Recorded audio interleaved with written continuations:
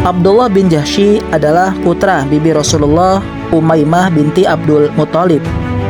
Di samping itu, ia juga ipar Rasulullah karena saudara perempuannya Zainab binti Jahsy adalah istri baginda Shallallahu Alaihi Wasallam. Abdullah bin Jahsy memeluk agama Islam sebelum Rasulullah menjadikan rumah Al-Arqam sebagai pusat dakwah. Karena itu, ia termasuk di antara sahabat yang pertama masuk Islam, yang sering dikenal dengan sebutan As-Sabiqunal Awwalun.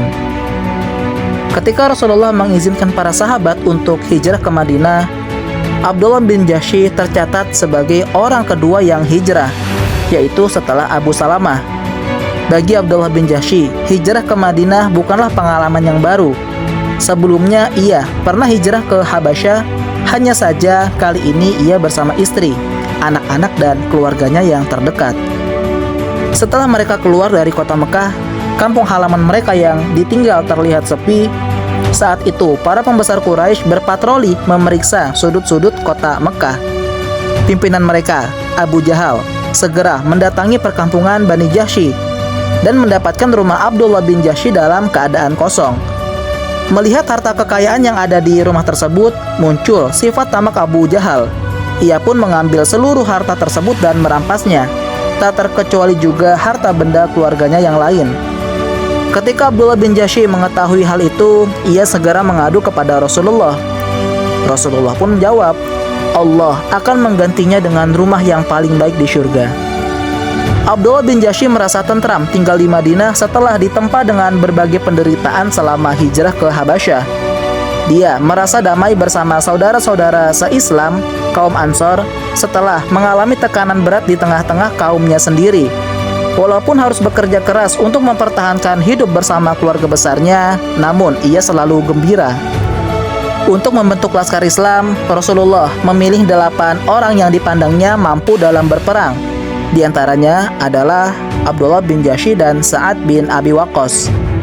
Dalam kelompok tersebut akhirnya terpilihlah Abdullah bin Jahsy sebagai pimpinan. Sebuah bendera diikatkan oleh Rasulullah di tongkatnya dan diserahkan kepada Abdullah bin Jahsy. Itulah bendera Islam pertama dan Abdullah bin Jahsy lah yang memegangnya. Karena itu, ia dikenal dengan orang yang pertama kali dikenal sebagai Amirul Mukminin. Setelah dilantik menjadi amir, ia diperintahkan oleh Rasulullah untuk melakukan ekspedisi dengan tugas pengintaian. Rasulullah melarang membuka surat perintah tersebut, melainkan sesudah 2 hari perjalanan. Setelah 2 hari perjalanan, Abdullah bin Jahsy membuka surat tersebut dan membacanya. Bila kamu membaca surat ini, teruskanlah perjalananmu ke arah Mekah. Berhentilah di Taif dan Mekah. Amatilah gerak-gerik kaum Quraisy dan segera laporkan kepada kami. Sesuai dengan perintah Rasulullah, Abdullah bin Jahsy meneruskan perjalanannya dan tiba di Nakhlah. Di tempat tersebut mereka mempersiapkan pos pengintaian. Ketika mereka tengah bersiap-siap, tiba-tiba dari kejauhan terlihat sekelompok kabilah Quraisy terdiri dari 4 orang, yaitu Ammar bin Hadrami, Hakam bin Kaisan, Utsman bin Abdullah dan Al-Mughirah bin Abdullah. Mereka membawa barang dagangannya seperti kulit, anggur, dan sebagainya. Abdullah bin Jahsy bermusyawarah dengan pasukannya. Apakah pasukan itu akan diserang atau tidak? Saat itu hari terakhir bulan haram. Jika mereka melakukan penyerangan, berarti mereka melanggar kehormatan bulan haram dan mengundang kemarahan seluruh bangsa Arab. Jika mereka dibiarkan lewat, mereka masuk ke tanah haram, yaitu Mekah. Berarti membiarkan mereka masuk ke tempat aman karena di sana dilarang berperang. Akhirnya, mereka memutuskan untuk menyerang dan merampas harta kabilah itu. Mereka berhasil menewaskan seorang anggota rombongan Quraisy, 2 orang tertawan dan seorang lagi melarikan diri. Abdullah bin Jahsy dan pasukannya membawa harta rampasan dan 2 orang tawanan ke Madinah.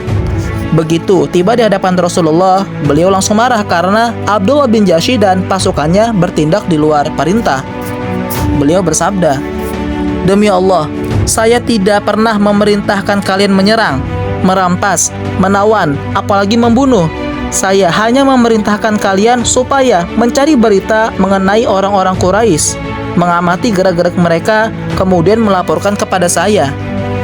Beliau menangguhkan putusan mengenai hukum harta rampasan dan 2 tawanan perang. Sementara menunggu keputusan Allah, Abdullah bin Jahsy dan pasukannya diberhentikan. Mereka jelas bersalah karena tidak disiplin dan melanggar perintah Nabi. Kaum muslimin mencela mereka sehingga Abdullah dan pasukannya merasa dikucilkan. Kedamaian yang mereka nikmati bertukar dengan kegelisahan dan penyesalan. Kesedihan dan penyesalan tersebut semakin mencekam ketika mereka mengetahui kaum Quraisy menggunakan kesempatan ini untuk menekan Rasulullah dan kaum muslimin. Mereka menggembor-gemborkan di kalangan kabilah-kabilah Arab bahwa kaum muslimin menghalalkan bulan haram dengan pertumpahan darah dan perampasan harta. Abdullah bin Jahsy menyadari kecerobohannya itu telah memberikan peluang ampuh bagi kaum Quraisy untuk merangkul kabilah-kabilah Arab guna memusuhi kaum muslimin. Bahkan tidak menutup kemungkinan akan mengundang agresi mereka secara fisik. Tidak dapat dibayangkan bagaimana beratnya beban moral yang ia tanggung. Namun demikian, imannya tetap tegar. Dia selalu beristighfar dan mohon ampun kepada Allah. Akhirnya, Allah memberikan kabar gembira kepada mereka dengan firman-Nya, "Yas'alunaka 'anil syahril harami qitalin fihi, qul qitalun fihi kabir wa saddun an sabilillahi wa kufrum bihi wal masjidil haram wa ikhraju ahlihi minhu akbar indallah." Mereka bertanya kepadamu, wahai Muhammad, tentang berperang pada bulan haram.